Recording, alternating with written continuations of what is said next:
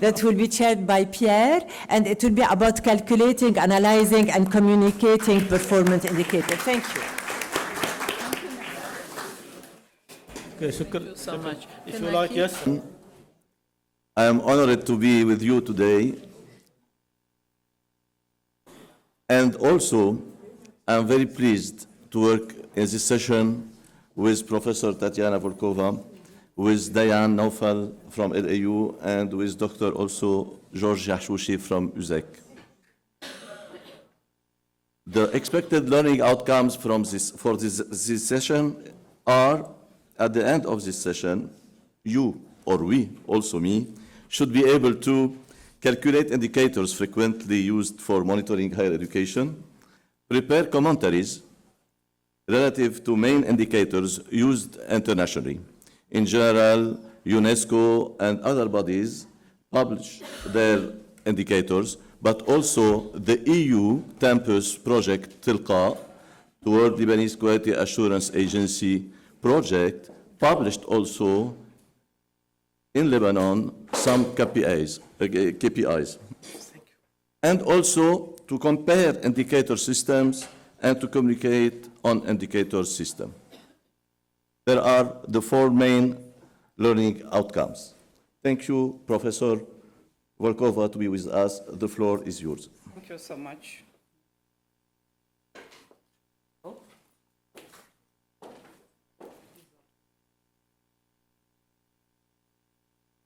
You have to be longer. You know, details counts. He was introducing me, you have this, but he didn't say keep it longer. The same in performance management. You need to discuss and explain up to details what you are going to do and why. And that's why the last topic is calculating, analyzing, communicating performance indicators. Half an hour, it will be half an hour, 3 questions. And I hope that really within half an hour, you will be knowledgeable about those questions. It's mission impossible again. It's light touch, but at least it facilitate your thinking and also delivering such results like our esteemed colleagues demonstrated how far they are ahead in this process. And expertise, it's around you here. You just need to talk with each other more often. So, first question. It's advisable that university develops performance management policy and handbook describing what we are going to do, how we are talking about it, what we mean by certain terms we are using. And also, as you see there, dashboards being mentioned, this visualization of data is so important. I will show some dashboards to you how it looks, which would be very useful for reporting and communicating with your stakeholders. These studies need to be longitudinal, regular data collection, not changing so much questions you're asking, but certain core remains the same, that you could track the progress. And also the development of human resource performance self-assessment culture, that not only externally, but I reflect what I'm doing. Does it matter what I'm doing?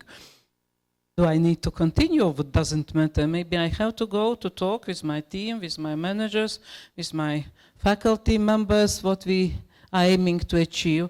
And of course, these data capabilities nowadays need to be improved in order to calculate those indicators.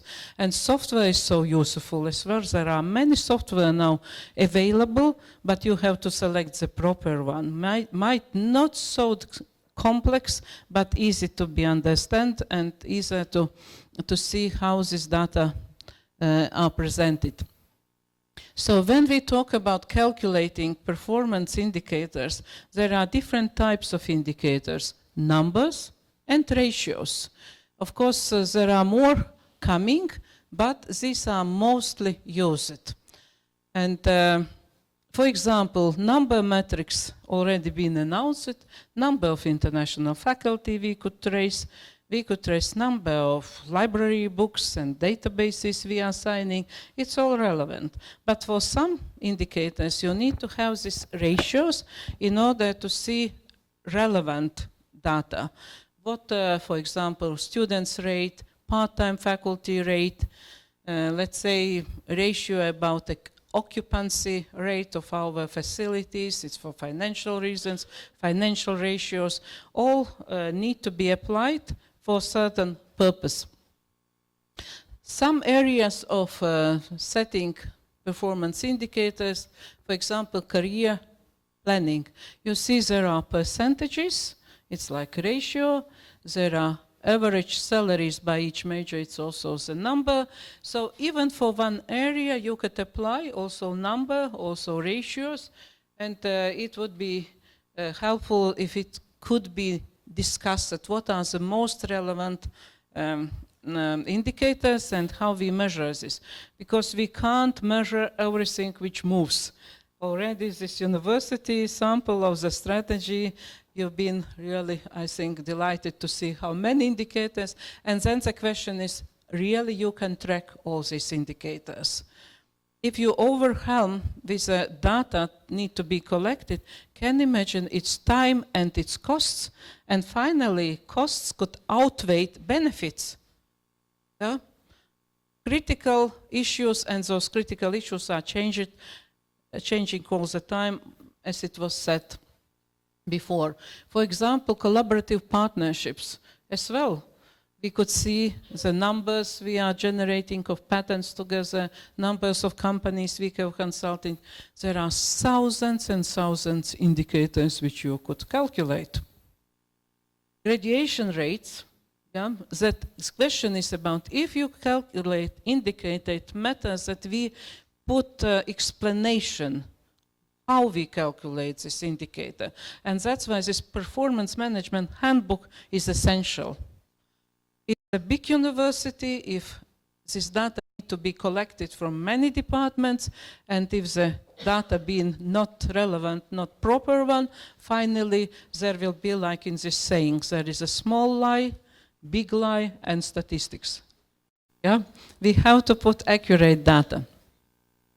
There should be also comparisons. Those data need to be compared in time, certain period. And if we change something in our calculation, communication as well matters, that we continue to collect trustworthy data. There are overall course satisfaction, it's a surveys, it's percentage. Usually universities are doing this student survey. There is also compound metrics, which goes about scores.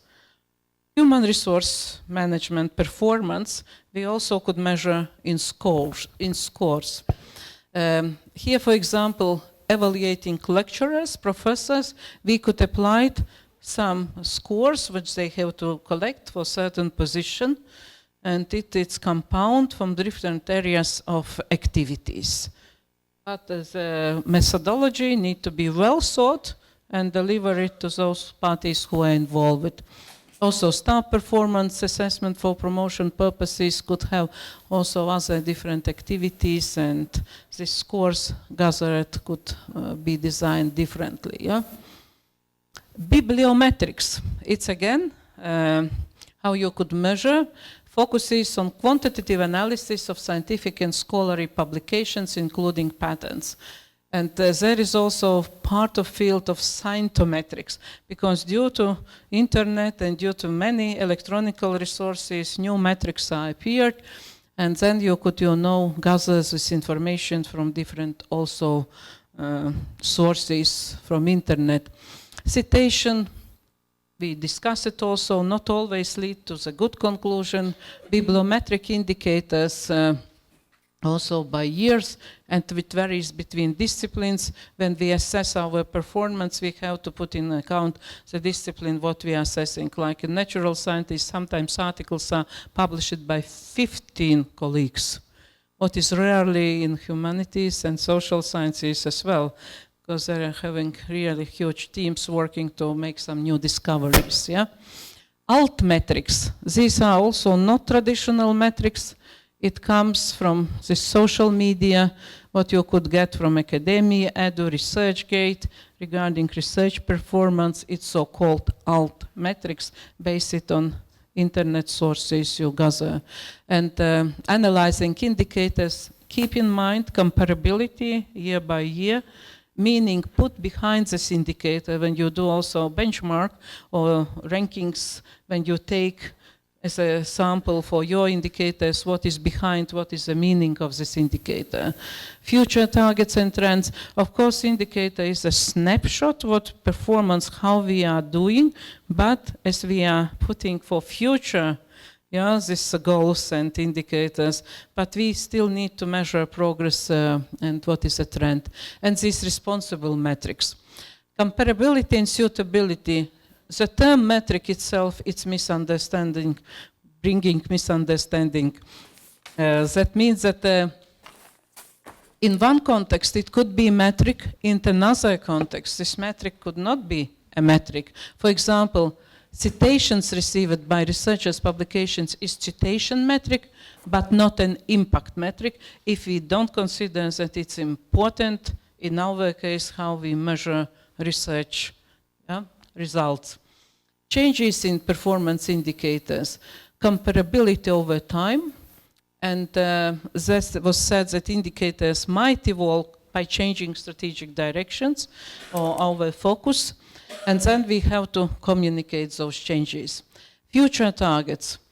For example, here it's up to 2019, there could be a target for donations, but we could look for the trends already. If we will continue like that, would we achieve certain target or not? Yeah, and isolated indicators doesn't make sense because they need to be put on the bigger picture and not to judge maybe for bad performance of university based on one single integrator. Responsible metrics, it's now on agenda, because it needs to have certain principles: robustness, humility, transparency, diversity, reflexivity. And that means when we calculating indicators, we have to keep in mind are those responsible metrics. Developing the data infrastructure, it's also crucial to have necessary infrastructure in place. And administrative sources need to be provided for this job, and management systems. And here are also some databases where you could collect information already from external sources, but these data systems within the university need to be applied as well. Software, there are many companies now focusing, specializing and developing software for performance management. And these are also good because they deliver real-time to access and for decision makers. And if you ask colleagues to put data on the, could be also on week basis, on the semester basis, and it could be good to have proactive decision making to prevent certain trends which we can recognize during a year. Yeah, these are also Axiom Data Explorer, like a software for strategic planning, for budgeting, forecasting, for reporting and analytics, and also ASM software, which could be incorporated and has this balanced scorecard approach. And longitudinal approach that we really put efforts to collect data, not only to forget when we see that might for this moment it's fine. Communication of performance indicators, it's big area as well. But there are many tools which are helpful for communicating indicators nowadays, but most important that management needs to explain why it's important, that we as a people being bought in and happy to contribute our part. Reporting of performance indicators, it's good also for building brand image. And it's good for the colleagues who are publishing their strategies. It's nothing secret nowadays because universities are not competing by strategies anymore. They need to be open. They need to show up what they are achieving, what they are aiming to achieve. That's why also transparency for brand image. Communication of performance management internally, externally. Of course, there are different tools and reasons why we communicate internally and how we apply it for external communication, also for media, for municipalities, international community. If we more communicate, the more we understand what we are doing. Internal performance reporting, it's for transparency within university. in order to hide internal politics, we have to open university, and of course we are looking on critical indicators. KPIs are usually being used by senior management teams and internal stakeholders to see how we are progressing, but also it's shared with external community as well. Like these downloaded strategic plans, what we're aiming or strategies, but it's very important to report this for rectors or senates or other boards who make decisions. Ballard's, he recommends two KPIs, internal and external. We could discuss, is it good or not, but that's why also within university it needs to be discussed, which will be internal, which will be external, and marketing and PR managers need to be involved as well in those discussions because they know what they need to communicate, what is the latest trends and how it aims. Innovative performance support tools now, these gadgets and tools are increasing. We are constantly sharing information. This needs to be used also in reporting what universities are doing. And reporting PIs, yeah, when we also report, we need to give some explanation note. Just by figures, numbers, it doesn't say much. You need to explain the story behind. And we have to find out that it's information really reliable, trustworthy, to provide sources of information, and also when assumptions are made that we need to explain. And some KPIs that need only be reported weekly, some KPIs need to be reported annually, some KPIs even longer period time, but those graphs need to be visualized in order to see the trend that strategic importance need to be monitored. And visualization, this is a not so complicated visualization, it's called dashboards. Yeah? And you can put on monitor on the screen when you enter university, when you enter certain premises to see that we are proud about achievements we know. And this visualization is helpful for self-assessment as well. Because if we don't have data, we can't write critical self-assessment report. Yeah?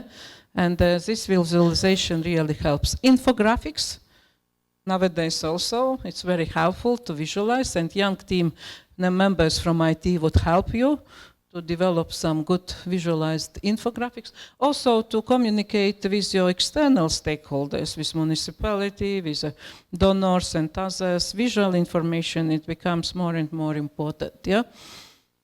And here also is a metric reports, how you could use, what is the dissemination, how we're discussing.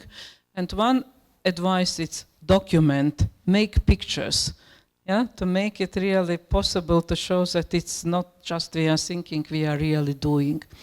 And for accreditation also, it's a good tool to give evidence of our progress. And communicating and benchmarking, this is also the important thing, because I got one university when I was in Jordan. We are the best of the best. We don't need to benchmark anything.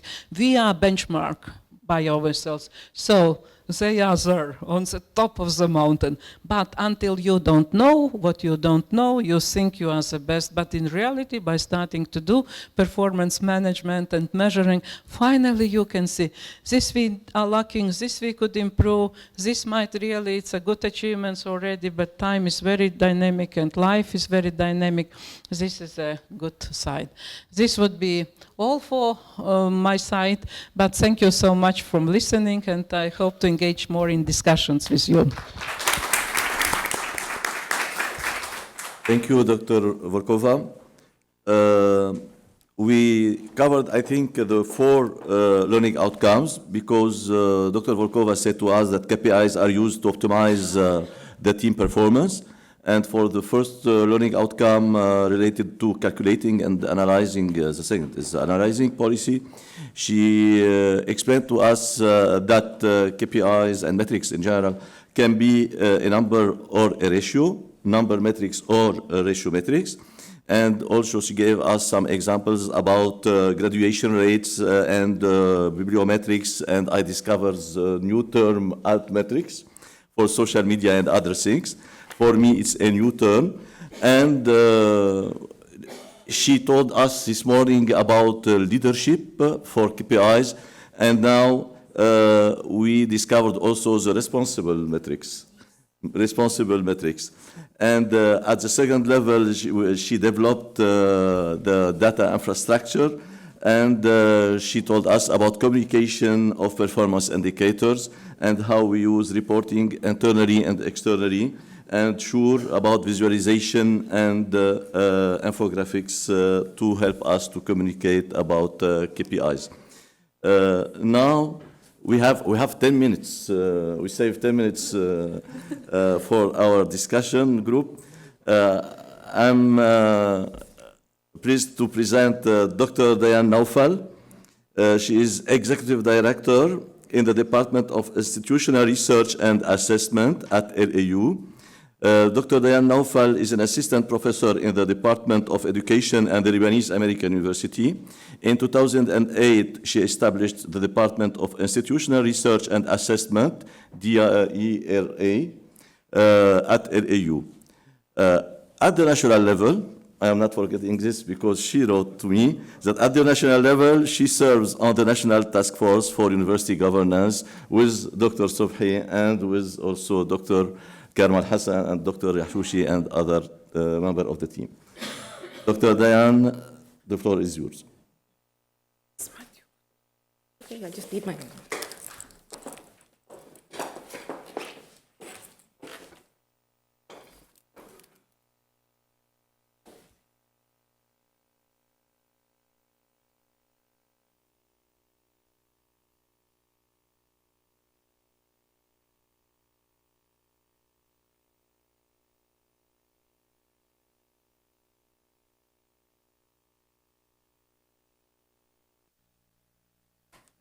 Thank you for the introduction. I think I'm going to take a different direction in my presentation. I'm sort of going to be more hands-on, and maybe what helps me to do that is that I actually established the Office of Institutional Research and Assessment at LAU. And I was able to take those baby steps to actually understand what is needed to calculate KPIs. If they're there, what do you do once they are there? And I must admit that that was not without its challenges, because you're someone new, you're going to tap onto other people's databases, but that's a challenge that will never end. So you get used to it and you move forward, and you hope that each time things will improve. And that's one of the things communication plays a very important role in. When you want to calculate performance indicators, usually you need a clear definition of performance that can be translated in a formula. Or, if you have a mathematical background, you need a formula that you can decipher to get back to a definition and say, where can that help me? So we need clear definitions. And that was one of the major struggles. The databases were in place. Everybody had his own database. They were masters of these databases, but we didn't have definitions, so we really didn't know how to apply things. And are we understanding what the definition says? So the first step was to develop a glossary of terms for the institution, and this was done at the upper management level. It was not just, it was done at the Council of Deans level and upper management, so that we could understand, we make sure that we had a common language and we knew what we were talking about when we were speaking to each other, so that we can benchmark within the institution, and so that everybody would understand this language that we had. I've got a link here to the glossary of terms that was developed for our institution. The other thing you need to calculate performance indicators is you have to identify the information that is needed to to do the calculations. And you have to identify the data source where that information is there. But that's easy, it sounds easy, but what if the information isn't in the format that you need? What do you do? So, although calculating performance indicators seems simple, there's a lot of work that has to be done, and major work has to be done on databases. Sometimes the information is not there, sometimes it needs to be modified. I'm going to take an example, because I'm going to combine calculating and communicating and analyzing together. One example is retention rate. And this was added, if you read it, it seems simple. Retention rate is the percentage of first-time degree-seeking undergraduates from the specified fall who are again enrolled in the next fall. what does first time mean? Do we all understand what first time means? Do we all understand what degree seeking means? What is undergraduate? Is undergraduate only those who are going to take degrees, or we're going to put in the CEP with them, continuing education? So that we had to go through all these stages to be able to understand and develop our glossary of terms so that I could take this sentence, which was given to me, and calculate retention rates. Once I did have that, and I got all my definitions in place, the first thing we did was define the data source. The data source was the Banner system. And to be able to do KPIs, you will notice that in the institution there are a lot of different databases. At one point, as you go and you advance step by step and you start developing your capacities, you might even think of getting a software where your databases talk together. I talk about graduate assistantship, and I give them a number of hours, and then I also have to pay them. So we have to see how can we draw all of this information together from the different databases. And here I've spoken about retention rate, and I took a cohort, which was the 2014 cohort, and how many came back the next fall? And they were only first-time students and undergraduates. And you can tell that it was 91%. I worked backwards because I had lost the numbers. This was done earlier, so I could tell that from 1,458, 1,324 came back. That means we're doing a good job. That's 91% coming back. That's one thing we can do. Is that enough? Could I look at special groups? Definitely, I can go back in and look into special groups, but the number's good, so I don't have to do that. The most important thing you need to do is verify internal consistency. You are going to provide the data to different systems, to different sources, to different people. You want to provide the same data correctly, no matter how you look at it. So data consistency is very important. For example, if I take enrollments at the institution for 2015, there are 8,348. If I look at those enrollments by campus or by gender or by level, they're the same. Therefore, I can be sure that my data places are valid, that the information I'm getting from them is reliable and valid, and I can also make sure that there is internal consistency with my data, which is very important. I looked at retention rates, and I was concerned about a certain group. And they are the undecided group. So I broke down my retention even further. So this is why it's important. Once you do one KPI at a general level, you might need to go and venture deeper down. It's not that bad. So undecided are students who actually come in, don't know what they want to do, and then they either continue or leave. We're good. That means even our undecided are able to stay, so we're doing a good job. That's for us. It depends on your KPI and what you define. What about trends in retention?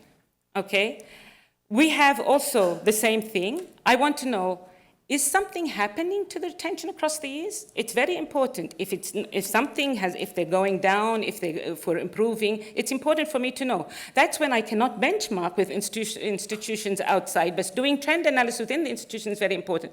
And we can notice that we're very stable and that we are sort of consistent. If we are happy with consistency, that's good. If we're not happy with consistency, we should look at the undecided, and maybe we can do a bit more to keep them in there. That's what KPIs help you to do. They help you think not only at the strategic level, but at the day-to-day operational level. What can you do? 6-year graduation rate. There is a definition for 6-year graduation rate. And what LAUDU has done is 6-year works for the US because they have 4 years undergraduate freshmen till they get their BS, and then 2 years on top of that, so 6 plus 2 is 150% graduation rate. For us, it doesn't really work. So we've kept the 6-year graduation rate to comply with our external accreditors. We are accredited by the New England Association of Schools and Colleges, but we've also adopted the definition to suit us. So 150% graduation rate for somebody in pharmacy, which is a 5-year program, would be 7.5 years. And if we look at it, it's 77, then it goes to 80, and it comes down. That coming down from 83 to 76 raises an alarm. So now we're going to do, this is what we're doing. We're trying to do analysis. Why should we be alarmed? How can we dig deeper to find an answer to this data? And when we did that, we went and we said, well, let's go into the schools and take a look.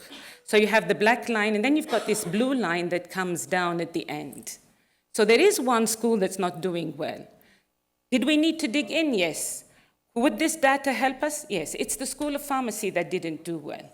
We had to go back and look for so many results. If our retention is doing fine and we're not tending to lose a lot of people, why is pharmacy lower in 6-year graduation rates? And then there is a reason. The reason is that they are selected somewhere on the middle, on their path. There is a selectivity so that they go into their professional years, and we could justify that with numbers. So they're selected. Those who don't get selected tend to go into other majors, and that's why you have a large number starting pharmacy and not ending. And this is the importance of KPIs. If a KPI is a number or a ratio that doesn't mean anything to you, you can't do much about it. You need to be able to benchmark it. If you cannot benchmark it externally, internally, and you need to see, does it satisfy one of your strategic goals? It could be answering a strategic goal, and at the same time, it could be answering internal works for the purpose of improvement. That's why we're doing the KPIs at the end. And thank you. As for can I just say this? As for documenting, we do document our findings, and it's very important because it always helps you to go back. So you can go to the website if you wish. We document them in the Facebook, on our fact book, and we have a lot of places where we document the data if anybody is interested with the glossary of terms. Thank you. Thank you, Dr. Diane. We saved time, and thank you also for the clear example and your method used to discover the case used at LEU. Dr. George Yahshoushi is the Deputy President for Quality Assurance and Teaching and Learning at the Holy Spirit University of Kaslik, UZEK. At the national level, he is the coordinator of the Erasmus Plus project, e-Talib. Excellence? Excellent Talib? شو e-Talib? Learning and Teaching Excellence, yeah. That deals with the development of professional standards for teaching and learning in Lebanon. He is assistant professor at UZEK Faculty of Business. Thank you, Dr. Yahshoushi. The floor is yours. Thank you, Pierre.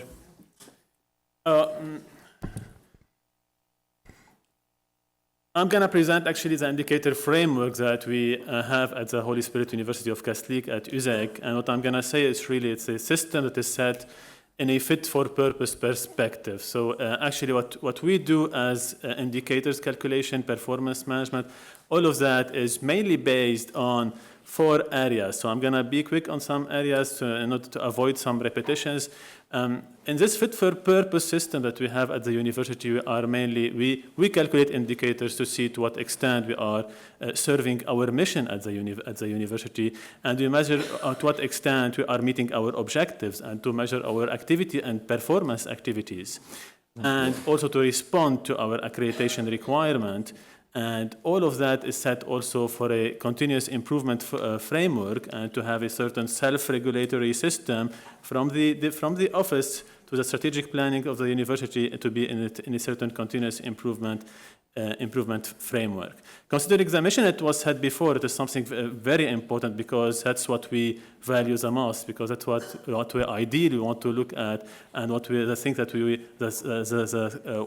we serve and what we serve, and that will guide all our performance management system. And also this is what we have as a cycle of performance assessment and mapping between the university strategic directions, the university goals, and the different unit goals and objectives. And as you see, the assessment is at the bottom level, and for the assessment of the different activities, the quality of achieved at the quality performance at different levels of the activities of services, and also to what extent we are meeting our objectives at the level of units. And all of that is mapped also to the unit objectives, unit goals, and to the university strategic directions. And it's very complex to have a certain mapping system between these performance indicators, the unit objectives, and the university strategic directions. We also, our indicator system is set to serve also our accreditation requirement and to report data to our different accreditors in different frameworks. And also it's set for the continuous improvement process and the self-regulatory system. This is a figure taken from our matrix accreditation, one of the matrix accreditation standards that we have, and it's implemented at the level of services to assess the quality of services. and which is a continuous improvement cycle from planning, doing, and reviewing, and it's at the level even of every service at the level of student support services. Our main challenge is to have something like 360-degree monitoring and evaluation framework for our main clients, so students. And this is from orientation, admission, to guidance, registration, participation, till graduation, and then to follow up with the employability and to the commitment. And we developed many indicators related to this 360-degree system, and this is a challenging issue for us to have this calculated in different cycles and to have a certain benchmarks at this level. What we have also different output, diversified output based on the different consumers of these indicators and of performance assessment. We have, for example, a strategic goals dashboard that we developed recently for our board of trustees, and this is and part of it was developed by the board committees, and we have to report these indicators in a certain dashboard to the board of trustees in a yearly framework. And we have indicators focused report for the president and the executive committee of the university. And we have a set of indicators for the annual activity report, and of course the data forms that we use for our accreditation agency and accreditors and for the ranking agencies. We have also many indicators published in and public materials in the fact book and the fact and figures that are yearly published as well. This is a really needed very complex support, and we count a lot on our technological support at the university. A lot of our data comes from the Banner system, and we have in the last 2 years adopted a system for strategic planning and assessment. A lot of information are now there, which is the TK20, and a lot of information are coming from direct feedback from students and from graduates and from faculty members through our survey system, which is the blue one. And we have some indicators that are coming also as well from the different processes that have been transformed from different processes, from papers to e-forms, and that will allow us to have many indicators at the level of the functioning of different processes. These are examples that you can see already of indicators that are related to this 360-degree monitoring and evaluating the process of the student life at the university, from students to becoming graduates. These are just examples. As you see, are descriptions, calculation methods, and mainly we report that in also publicly used and available to all constituents at the level of the university. These are a real example, snapshots from our assessment system, which is the TK20 system, and how we function inside, how we can manage to have all of these data and all of these indicators, and how to report all of these indicators. You can see there is a certain goal, which is, for example, maintain an effective service and high quality for students. This is an objective linked to the office of the registrar office, and you have an objective for it, which is launch the pre-registration process in order to improve the registration procedures. And one of the indicators that are used, the percentage of students that are going through the pre-registration process and not waiting for the registration process. And we have a target set, for example, which is 75%. It's in the red area. And we have the real results coming from data, the number, for example, of students they are registered. And what we can see in our system, what we can also look at is to see what are the different activities, what types of activities they were done during this year, for example, in order to support this objective. So all of this information are set for every office, for every unit, especially for the offices that are dealing with student support services.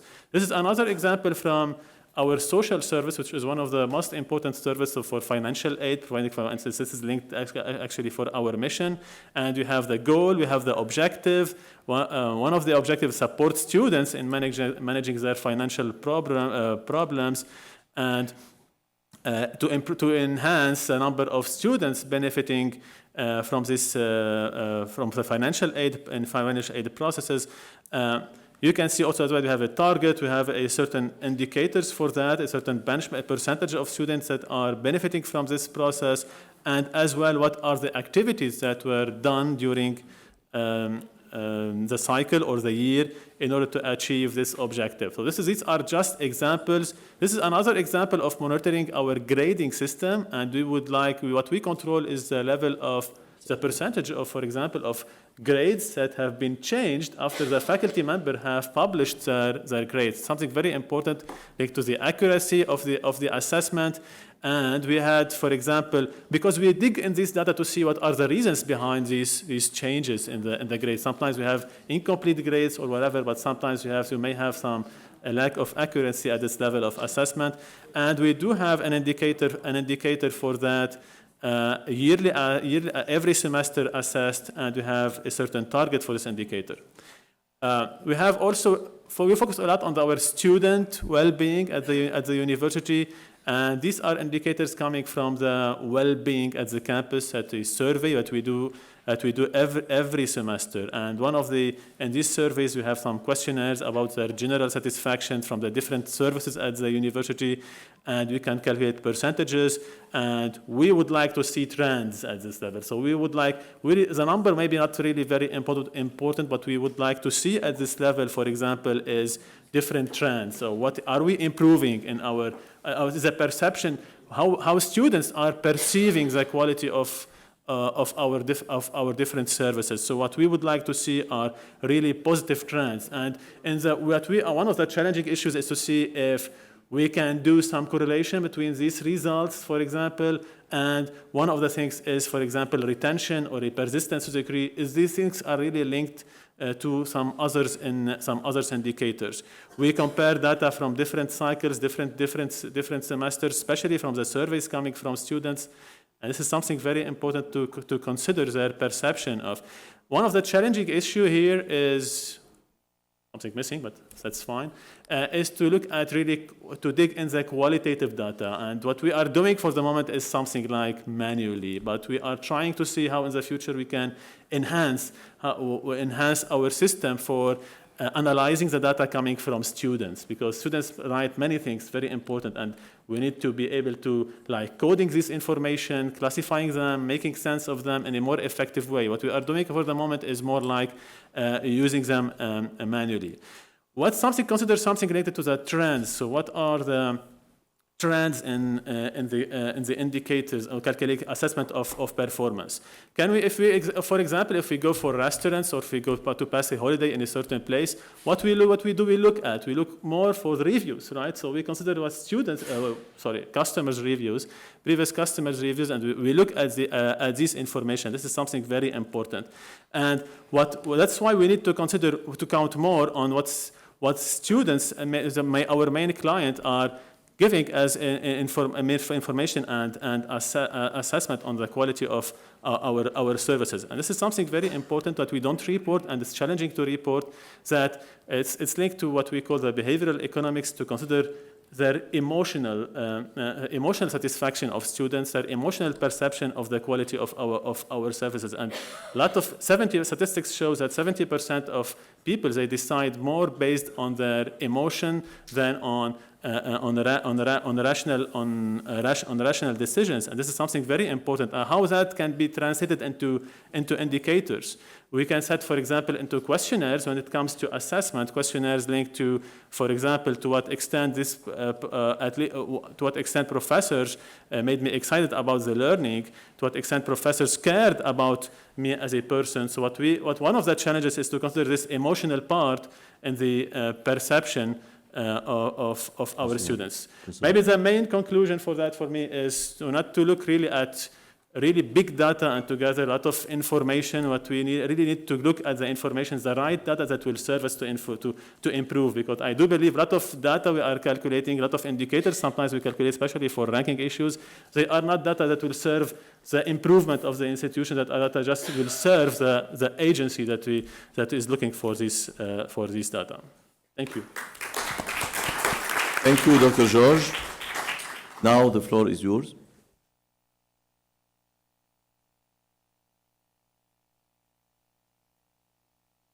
Yes, Dr. Arif.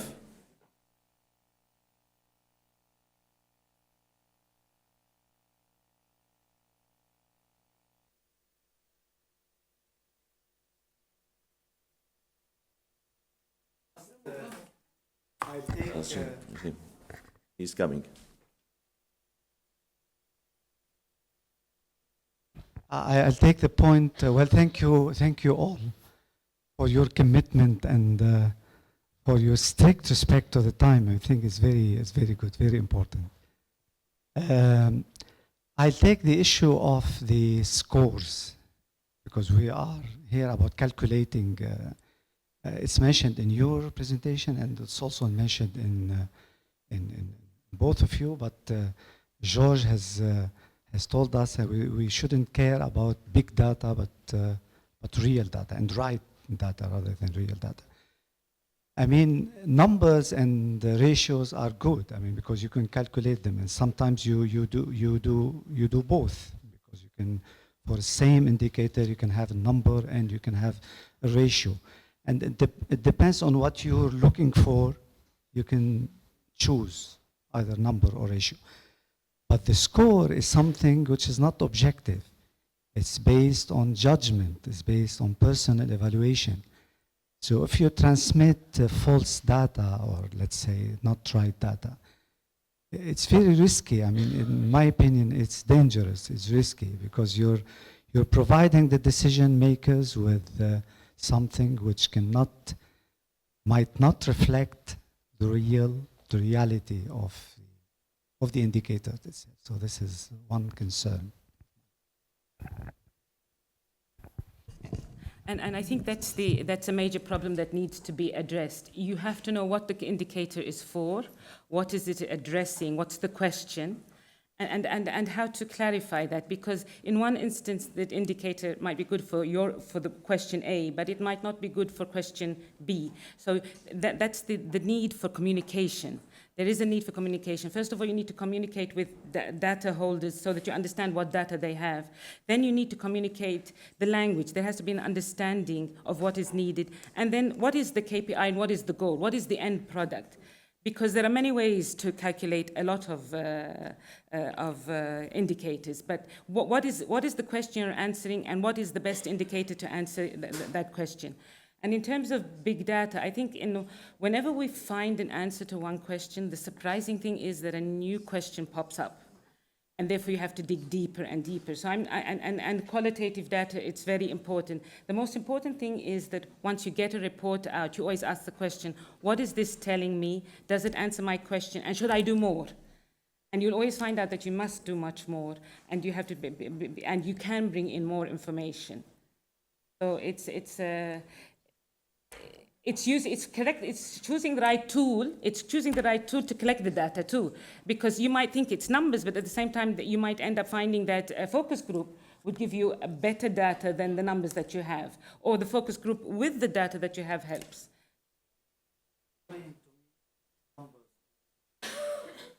The scores, because the scores you give a mark. You say in this indicator we give 5/7 or 5/10. So this is personal judgment. If this process is not, if this exercise is not well understood by the people who are exercising it, then it might lead to something we don't. Compare it with what you compare it with. 5, I was 4 last year, so I improved. 5, my colleague with the same size and on has also 5. You know, how you benchmark it, how you interpret it. 5/10. It's subjective. It's not objective. It's And that's why you have to it's develop personal a tool. judgment. Yeah, that's why. That's why you need to develop a tool, and that's why sometimes you need to sit down with the people who are putting that grade and to have more than one rater. You need training. You need. You need a lot of training, exactly, definitely. Lot You of need to have things. more than one rater, you need more than one trainer. Hey. Microphone, because we are recorded. Everyone who speaks needs to speak with microphone. It's exactly, only when you take into consideration qualitative data, that's where you have that question. But usually in other ways, you have numbers, so there's not much you can do about numbers. And usually you can develop a rubric. Rubrics help where you actually, and this will be part of my discussion in the second part, where you actually identify the levels of the performance and what each level, in words, what each level means. And then you might need to sit down with one or two raters and they agree among each other. What do we mean by this when we say exceeds expectations? What do we mean by that? And when you're saying that, you'd have levels of this. So there's a lot of work that goes into developing the tool, validating the tool, making sure that it's a reliable tool before you can say, I'm going to go ahead and do this. For now, the easiest thing is numbers and ratios, but the other ones, you have to also choose the right tool. I know that numbers and ratios are very satisfying because, you know, I mean, you cannot falsify numbers. You cannot cheat in numbers or ratios. No, you can. You can play around with your definition. We can have different definitions, and our numbers, which are supposed to measure the same thing, will be completely different. And you think you're doing a right job, but we're actually starting from the wrong base. That's why it's very important to have a definition. I need to know what I'm talking about, because you could give me enrollment of students, and to me, when I give you enrollments, I will give you actual people who are enrolled in a degree program. Another institution, if I ask for enrollment, and it has happened with me, I would get degree program students and continuing education students, and I would get all these numbers. So I can't compare my enrollments with his because we're starting from a different data, from a business. Two different institutions. Yeah, definitions that's are right. No, just a little bit, because these dangers, it comes to professors' performance evaluation based on scores. It's also in place for attracting new professors. There are certain scores given for certain purposes. And when we've been evaluated at the same weight of the score, having different capacities like professors, some are delivering better research, some are good in communicating with students, some are good in organizational issues. And this danger is to standardize those all evaluations of the same professors' field activities. And subjectivity, of course, need to be avoided as much as possible, but it takes a place. And judgment, we all been judged. We all been judged. And I am sympathize what you've been saying about well-being of students is new term in higher education field, but who will take care about well-being of professors, well-being of quality management people, who would take care about well-being of vice rectors, because there are different indicators which could be measured, because we all, of course, students are in the center, but in order to progress, we don't have to forget about measuring well-being of all staff of our university, in order to avoid some, not being enough happy to be judged wrongly. Yeah. If I may add something, just that targets or scores are usually set higher than what is the current level of achievement. That's only in order to push people to improve and to serve the continuous improvement process while being realistic. Penalizing, I mean. No. Please, Dr. Hijazi from Ma'arif University has a question. It will be a mixed item, because the discussion now started between subjectivity and objectivity. After all, we cannot nullify the issue of subjectivity. Since we're starting at the strategic level and the top managers are sitting there, when you prioritize things, the frame for strategic management has specific percentages as we saw in the frameworks. Then in the voting for importance, when you give it a from 1 to 5 or from 1 to 3, that is subjective because it is based on the top manager experience and exposure, etc. Then we use the numbers to get the weighted averages. So we start from subjectivity, we try to control it with numbers. However, the subjectivity at some point is reflecting the personality of the institution, which is the reality of things. And at some point, this is the value-added point when we do the benchmarking. And we have to be careful there because that exercise has been done also somewhere. And that is hidden information at the strategic level as well. I also would like to add one more point. In our last meeting, our last session, a colleague asked about assessment and measurement. So here we come again back to the numbers and the objectivity and the scientific methodology. Well, the English like the issue of triangulation, meaning I can use mixed quantitative, qualitative research, and at the same time, I will also add the analytical part.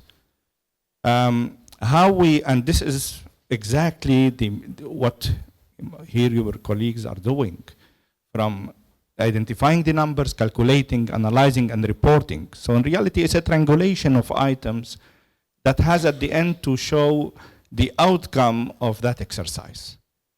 So I guess when the issue started, the subjectivity, impossible that we can say we are not subjective, because it's personal, it's the image, it's a specific brand, but supported with the specific numerical representation of that subjectivity to come up with an outcome. One small remark. Yes, we all are humans. We have emotions. We have subjective perceptions, but we have to lead to common sense. Makes a difference. That's why these discussions with parties involved, also students need to be involved, also external, makes less subjectivity when we make some group level decisions. So one more recommendation at the end, because we need also, and this is for the Ministry of Higher Education, where the strengthening the bonds of collaboration and exchange of information among universities. I guess now that we have a framework for quality, we would like at some point to share numbers, which is not occurring really. Yes. And I guess this is a challenge for the future. Yes. Many universities are doing it already, so it's a good proposal. I think if you could agree to open up your universities, everyone would gain here.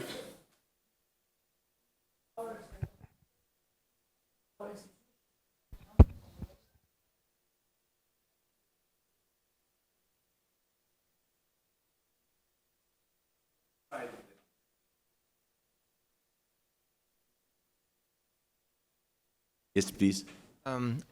This is not a question, more of,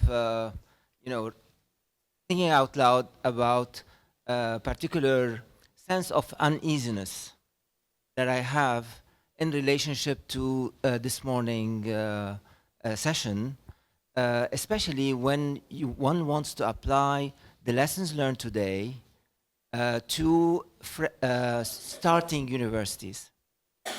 We're talking about performance management that is obviously linked to key performance indicators. Key performance indicators are very much tied, as you rightly presented, to data. When you are in a fresh university, data is scarce. It's actually not present. I mean, you're developing data as you progress. And accordingly, my sense is that there's a different mechanisms, dynamics to performance management for young universities. What's your reaction to that? Yes, you are right. You answered. A lot of dynamism and different approaches, young, older universities, because different expertise, different level of data accumulated and so on. But it's never late to start. Yeah, and the first what is necessary to do, to invite somebody from outside to start to speak about it. Because there is a culture within universities not always to trust locals. It's also on national level, saying, what can you know? You are one among us, you know. And that's why somebody needs to initiate this discussion and to invite broader community of university representatives from different sides, like we did today, to start to think about and then to put right mechanisms in place to deliver. Yeah, but it starts from leadership. Yeah. Do you have other question, please? And learning from others. While others are thinking about questions, I would like to add one thing what I would like. We are talking much about strategy 2020, 30, 50, and so on. But latest thinking it, is that it's not a strategy. It's development directions for the strategic development. Because within universities, you could apply many different strategies on different levels. But if you say it's our strategy, because strategy answers how we are going to achieve, not what we are going to achieve. What we are going, it's vision, mission, it's complementary, of course. I know that it has, certain meeting strategy, but there is no one strategy to achieve our mission and vision and to fulfill goals. There are many different dynamics. But it could be a title, for example, for a book. It's been bought in already by community. Everyone thinks that it's a strategy, but in reality, it's directions. And strategy, it's about how we need to position university internally, externally, what kind of advantage we need to generate in order to deliver the mission and vision. And those strategies are clear on the level of internally, it's superior quality, superior innovation, superior stakeholders responsiveness, and then we are thinking how to differentiate our universities on the level of the market and so on. But might it will generate some thinking what I'm saying, yeah? But it's notion already within universities. We have a strategy. We have a vision, thinking what we are going to achieve, and strategies are different targeted activities. Yeah? It's complementary. It could be also described in this strategic development book. Yeah? But mainly the message what we are aiming to achieve. Thank you, Dr. Volkova. Dr. Ahmad Jamal, I think, has a question or an intervention. Small comment for the the new universities. But I believe that, even at this level, when we begin a new university, I know that there is some new universities is here. The most important is to begin to put indicators how to select the board of trustees. How is the process to select the president of the university as a leader? How to put the process to select the staff? How we apply really the admission criteria for the students within the laws? How we respect the regulations concerning all what we call concerning the student services. It's not only to assure a secretary to make the registration. There is all what we call, like we are here in AUB, you have what we call the campus facilities. Frankly, there is many other things that we can begin. A new university, one of the most evident problem in Lebanon that we have discovered that we have a problem at the level of the governance of the university. And the governance means that the board of trustees is formal. Most of the new university has a formal board of trustees. It's not a really decisional board of trustees. Second, the selection of the president is not at the level of the criteria defined even by the regulation of the universities and the process to select the staff. Unfortunately, I think that if we work on this aspect, we go on with the new universities with a high qualified, I think, KPIs to say we'll go on after. And when we have this structure, as our colleague Tatiana said, leadership. When we have a leadership, in the American system, and most of the colleagues know that, most of the accreditation boards say the role of the BOT is what? Hire and fire. Hire the president. It's the most decisional the most important decision. The board of trustees hire and fire, hire the president, but who is very really qualified. The most difficult problem for the universities is to begin really within the regulations and to respect the bylaws that they defined, and we accept it as ministry. Thank you. Thank you, Dr. Jamal. Do you have other questions, please? Okay, so I will start. So our group addressed issues of admission and retention and enrollment. And among the things we discussed were the objectives that were discussed were objectives related to increasing enrollment at the university, improving outreach, diversifying the student body, providing access to students to the university, internationalizing the student body, and also, basically these are it. These are the ones, and also addressing issues of quality assurance and quality education as a means to attract the students to the university. We then moved to highlighting some questions that we would ask to address these objectives. And among these questions were, for example,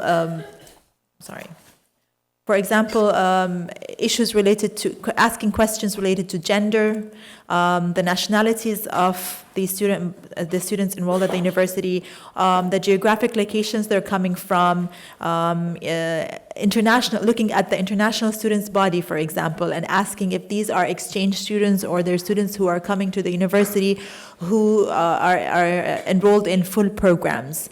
Also, something interesting related to diversity was the issue of student socioeconomic status of the students.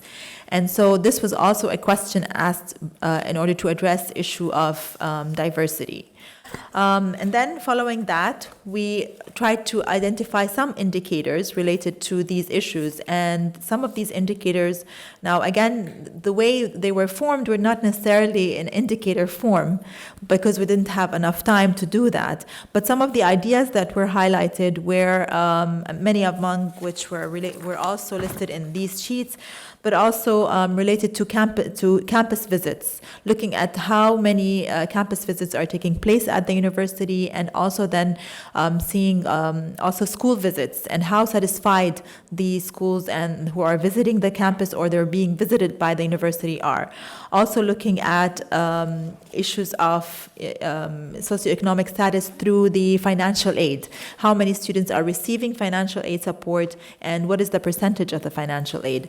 Some of the issues these are related to diversity, but we also looked at, in terms of increasing enrollment, for example, the radio advertisements. This was one of the things that was mentioned.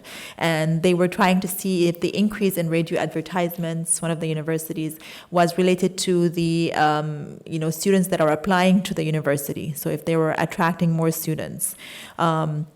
Some also looked at data related to withdrawal. Why were students withdrawing and what were the reasons? And one issue that was highlighted that was quite interesting is that students are not being transparent. And so the validity of the data that they are receiving was also questioned. So students are not being necessarily transparent in terms of why they're withdrawing from the university and whether or not they're transferring to another university. And this, to some extent, may be related also to an issue with the institution, that some institutions are withholding documents that students are asking for because they don't want to lose these students. And so the students are not necessarily, disclosing that they want to withdraw because they want to transfer to another university. So these are some of the things that we discussed, a highlight of what we discussed and arrived at. Thank you.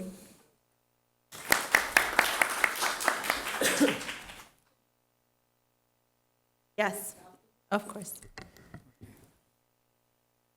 Now we come to the, because we have merged two groups, the second one on student support services and the fourth one on research and employability. So Dr. Shafiq Muqbil will present both of I have been designated by Dr. Muhammad for a linguistic reason. It's not necessary to do, but yeah, okay. Good afternoon, ladies and gentlemen. Actually, since we are in indicators, and let us start with few numbers. We have been 9 persons from AUB, Balamand, Al Balamand, so consider one, LAU, Islamic University of Lebanon, BAU, I'm forgetting anyone, Lebanese University, and NAU, so 6-7 institutions. Rather an animated session full of exchange, and we have got excellent practices. Dr. Karma distributed to us their indicators. Dr. Subhi showed us their indicators, so rather animated and things. And we'll do the 2 sessions on Dr. Arif. Yes, we'll do 5 minutes. I can stop now. It's finished now. Okay. You're not the chair.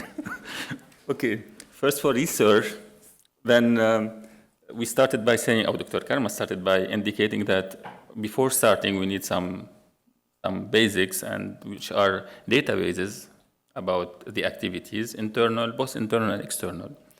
And we need a reward system to encourage research. It's not enough to have. And then after exchanging about indicators, we believe that the best way to do things is to put indicators under big titles, which are here publications, citations, metrics, H-index, G-index, something like that. Number of researchers or the dimension of human resources involved in research, graduate student, number of graduate student, PhD student, professor, researchers, even technical assistant. So the whole picture, the whole profile, the funding volume in terms of project, both internals and external, number of graduate programs of MSHF, and teaching load versus research load to measure a little bit how much time is allocated for research, and then stability of the faculty members and the institution for long-term effect or for accumulation of knowledge, probably. We have an excellent comment from Alba Balamand. So care about artistic and social sciences where the metrics are quite different in this case. So a very important comments here. About employability, which was the second term of the session number 4, everything is reversed. So the scopes or the source of information we collect from students, employers, and from the university. The tools are often surveys. We cited 3 surveys at the exit, by surveys of employers and alumni. And we had also this Universum, where students have been surveyed by this institution. And of course, you have also data. The indicators mainly are the profile of the first job employment. After 6 months, what is the percentage of the graduate that find a first job? Fitting between jobs and skills. Is there I'm sorry, I was switching to Arabic. ما يكون عندنا طلاب عم يعملوا هندسة وبيشتغلوا كتكنيشن, and this is the idea. And number of startups, comments from Lebanese University. So again, it was a nice discussion here. I learned a lot about it. And finally, about student services. So as I said, we had a rich demonstration of what is being measured at BAU, but the areas that are covered are mainly, we try to a little bit group things together to aggregate things. Student affairs, financial aid or other things, information technology, library, laboratories and infrastructure, housing issue, sports and clubs, food, career services, equity, meaning facilities for international students, facility for disabled students, community services. So this is mainly the areas, and how we measure by indicator, for example, allocated areas, for example, for sport or for housing. Budget, allocated budget, satisfaction of the student, occupation rate, databases in a library or databases about things that exist. For example, if there is social activities, opening hours of the services, from what time to. So there is plenty of indicator like this, and it depends certainly about the institution, what are the areas and how they use this. Again, here we have a special point in Lebanon. And the first special point was worldwide, was global, but this one is Lebanese. We have to be very careful on the services offered to students between main campus and branches and how we can coordinate that. Thank you so much.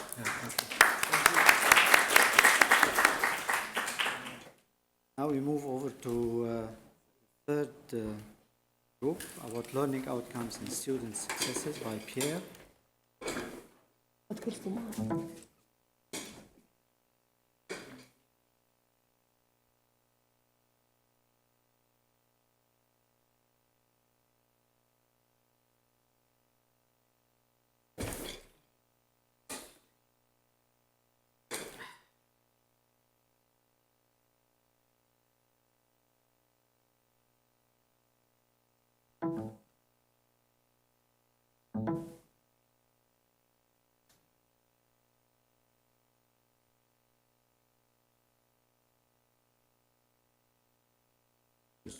خلينا نشوف.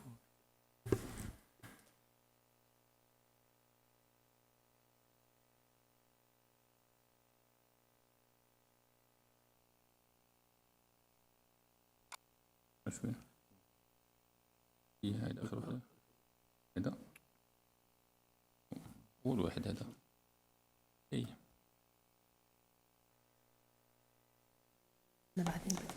Lebanon is like this always or nearly always.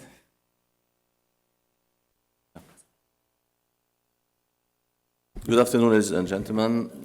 In our session, we have different university. We had different university. We were around 17 persons from AUB to USG. Dr. Diane Naufal tried to mix between presentation activities. She developed 5 activities, okay? But we didn't have time to do all activities. But one of them is here.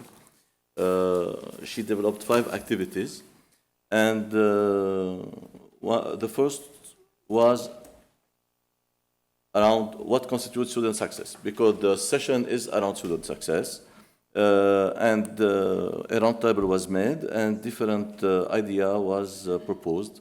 For the second question, for example, at what stage of the university experience, before, after, or within, sure, we had, as you see here, the success of alumni post-university, and for example, for academic competence, you have pre and within.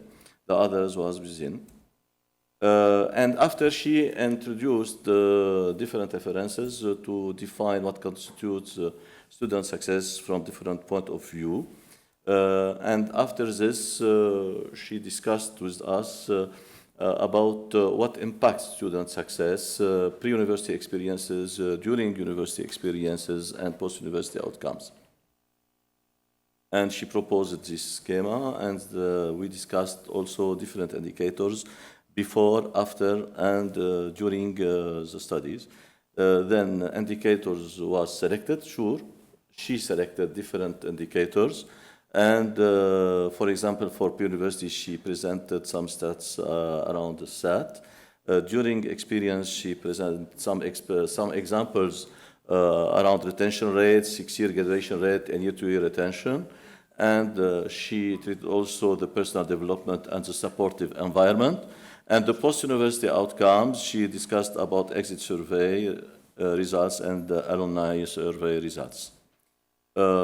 Then after, she presented outcome assessment, assessment process and goals, and she distributed also an exercise about identify whether the following statements are goals or outcomes. Then it was more lecture and exercises more than discussion, because this theme needs more time than 1 hour to be really treated and developed.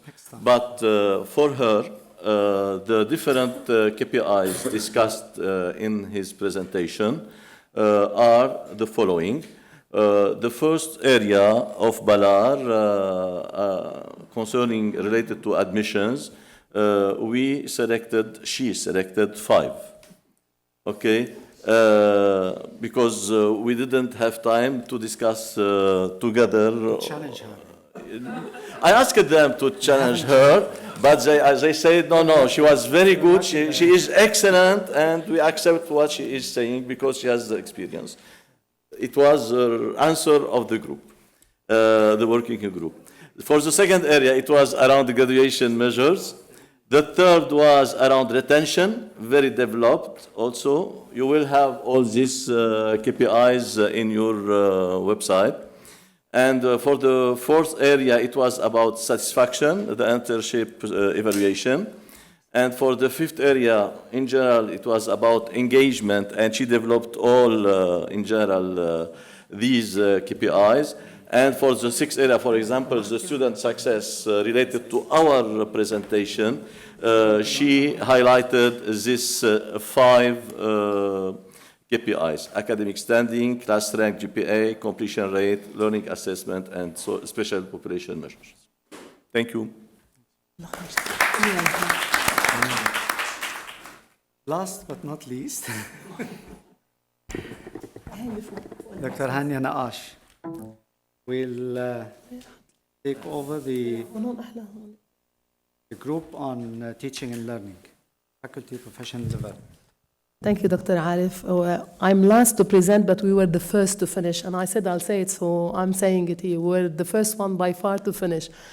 Our group contained 7 universities as well, and it was divided into 2 parts. Dr. George Yahshouthi, I'm thankful to him, he gave us a presentation where he summed up a few stuff before we started the activity. The first one talked about, we are about teaching and learning, that indicators are based on objective standards and guidelines. If you align these 3, you'll be able to get activities and eventually to get activities to fulfill them, and eventually we'll be able to get the indicator. We can benchmark our institutions, get a KPI, either using UK professional standards, accreditation perspectives, or EU modernization group perspectives. Now, we need benchmarking to define objectives and indicator. We all came out in a conclusion that it's good to diversify resources in order to formulate our KPI. Then our second part, he gave us activity, the pink one. It tells everyone to put the priority for the institution and what would be the benchmark for it. Then we discussed these all, and we accumulated to have these slides that you have. So we considered, definitely our guidelines are the UK, EU, and the accreditation perspective. We had 6 or 7 priorities or our objectives. For each one, we accumulated the corresponding KPI. First of all, we had diversifying teaching and learning methods. The second one, efficient use of teaching technology. We combined these 2 because we found out that they have common KPI. So for these 2, which are accumulated on the first column you see, we have the following KPIs: survey indicators, course assessment feedback from peers, it's a formative one, number of learning discussion activities, could be online, and number of blended and online courses. Our second or third one is objective professional development of faculty members, and its corresponding KPI are number of professional development activities per year, number of faculty participating in such activities, new faculty orientation programs, the budget allocated every year for professional development, and number of MOUs with international institutions concerning development programs. Our third objective is considering students' feedback for the development of teaching and learning. Its corresponding KPI is course evaluation feedback. It has many indicators. Then on fourth one, objective is to promote innovative teaching initiatives in teaching and learning and sharing best practices. Its corresponding KPI are number of meetings related to course and program design and delivery and enhancement, the number of faculty participating in academic committees, and number of faculty sharing common courses. Now, our fifth one, objective is to encourage faculty to conduct research on teaching and learning development. Its corresponding KPIs are number of publications on teaching and learning, number of grants allocated for teaching and learning, a number of faculty participating in teaching and learning development conferences. We were very meticulous in choosing a KPI that could be easily measured. We were discussing the KPIs, then we focused on a KPI that can be accessible. Our last objective was to ensure faculty participation in decision-making.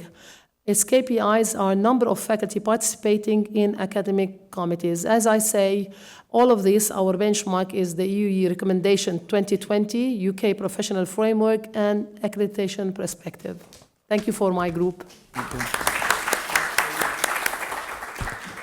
Thank you very much. Really, I would like to thank all the animators of the different groups. Dr. Hasni Sharif, Subhi Abu Shaheen, Dayan Naufal, Karmal Hassan, George Yahshoushi, and all the rapporteurs, Hana Al-Ghali, Muhammad Awadat, Pierre Jadon, Shafiq Muqbil, Hania Naash, for this wonderful job you've done. So thank you very much. So we come to the last session. I hope it will be short. To conclude and close, so I invite Tatiana to come and sit next to me.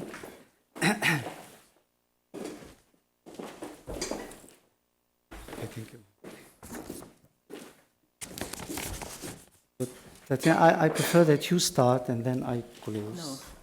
You will, okay. Yeah, okay. because Yes, I'll close. You know why I said you start because it comes from the Stone Age. Why women been asked to go first? Because going out the hall, yeah, you never know what animal could wait for. So, but this is a safe environment. Ladies first. Don't worry. Ladies first, yeah. Okay, it was really my pleasure to spend 1.5 days here in Lebanon, in Beirut. When you come to new country, you never know what to expect. But now I have learned that you are really forward-looking community in higher education. You are taking care about the quality issues, about performance now and more in coming years, because situation has changed dramatically and expectations are increasing, pressure is increasing to deliver certain results, and we are living in really rather challenging times. But what kind of observations I made? You are very experienced. And thanks for sharing your experience. And thank you for colleagues to organize this workshop, because there are a lot of and many diamonds in your community. And we have to work really together to strengthen higher education sector, because society is looking to us and sometimes not always saying good words about higher education, that employers not always are convinced that we are doing great jobs. That's why we need to communicate what we are doing more. And I learned that we are facing common problems, the same employability, delivering learning outcomes, competence-based education, and also student-centered learning and delivering research, balancing academic and research load, the same common issues. This is an international challenge now to overcome. And with open mind, what you have in your community, I don't know, it's all Lebanese like you, or just because you are in higher education, but you are really open-minded. And as it was mentioned, you are working like a team. It's always like Lebanese do. That's why I need to encourage you to go further with this. And finally, I would like to tell you one anecdote. Might it will be interesting for you. One professor is saying to another professor, what kind of students I got this year? I'm explaining one, students don't understand. Explaining the second time, students don't get idea. Explaining the third time, even myself, I started to understand what I am telling. You see? And that's why exercising this performance management, benchmark, strategic management, if you will repeat, if you tell to other colleagues, if you tell to your rectors and to Senate and boards and what others, you will understand better by yourself. Good luck in this journey, and it was a pleasure to be here with you. Thank you, Tatiana. Now to conclude, I'm really, I don't know what to say. It's a long day. It's a lots of information squeezed in a very short time. So we need to digest. So take your time by reading and thinking about what you've learned today. But don't worry, all the presentations will be posted on our website. So you don't, we do it always. So it's easy to get it. It's only Erasmus. If you Google, you just look for Erasmus plus Lebanon, so you will get us. And event now in the website, you can just surf a little bit. Anyway, Amir, you will take care of sending the exact address to all the participants. Okay, that's good. So don't worry about that. What I learned myself I don't pretend that I learned everything, but what I learned myself that this is a continuous process of learning, experiencing, modifying, adjusting. And so this is a continuous process. And also I learned that there is no one single universal model that we can apply. So this is part of the quality assurance system that you're all invited to put in place in your universities, either by the law or by this trend of modernization and reform in higher education. Each system needs to take this self-satisfactory track. Dr. Karma called it self-regulation track. before being controlled by external bodies or by other stakeholders. So as a start, don't take too much. I mean, start with a minimum of KPIs. Start with 3 or 4, but choose the most relevant to your case. Then gain experience, then go forward horizontally by analyzing your indicators, or vertically by adding new indicators au fur et à mesure. So as I said, we cannot answer all the questions in one day workshop. I mean, still big questions remain to be answered, like, for example, how key indicators in a qualitative approach can be put against quantitative set of criteria used by the different ranking systems. This is a very fundamental issue. Another question, does evidence-based approach necessarily make good education? This is a question which we can also take. And also I learned that this is top-down approach, so you need an institutional support. You cannot make it yourself alone. This is a process which should be integrated into the strategic plan of each university. So you need knowledge, you need training, a lot of reading, so you need commitment and support from the decision-making hierarchy in your universities. Now back to the event of today. We are going to ask you to fill in an evaluation form. I mean, we didn't do it during the event because we've come across some cases where people, instead of focusing on the presentations, they're just busy with filling in the form. So we will ask you to fill in evaluation form by email. It's simple. It takes only 5 to 10 minutes, but it helps us a lot. So please do it for us. Your feedback will help us in improving the organizational aspect of the future events. And be critical, I mean, don't worry, be critical, but fair. And give us new ideas, so be innovative, because maybe you have different ideas of how to organize future events. I mean, not necessarily by working groups or something. Maybe you have new ideas that you can suggest to us. Now, I come to the thanking phase, which is something dear to me.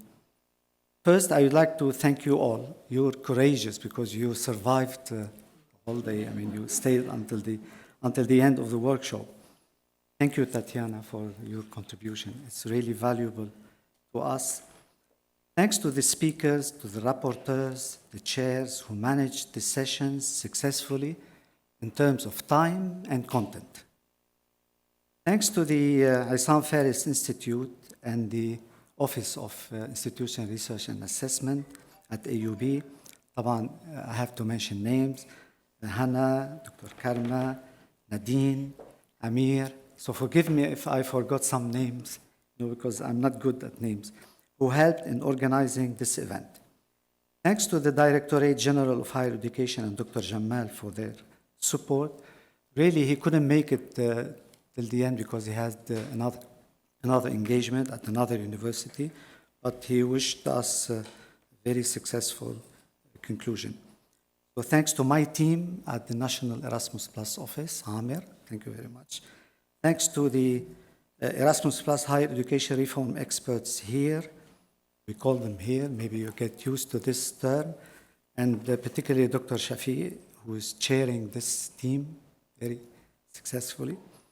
Thanks to the experts of the task force who worked out the concept note, and also to Shafi again, because he worked on the reader that you received in your folder.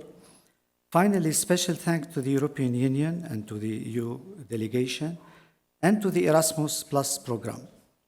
If you are really interested in learning more about this wonderful program, Erasmus Plus, and its funding opportunities offered to institutions and to individuals, so please don't forget the date of 10 November, where we will organize a National Information Day. It's not like this, it's different. It's about funding opportunities of the Erasmus Plus program, where you can have funds for capacity building project, as I said this morning, and for the individual student and staff mobility, and for scholarship for joint master degrees.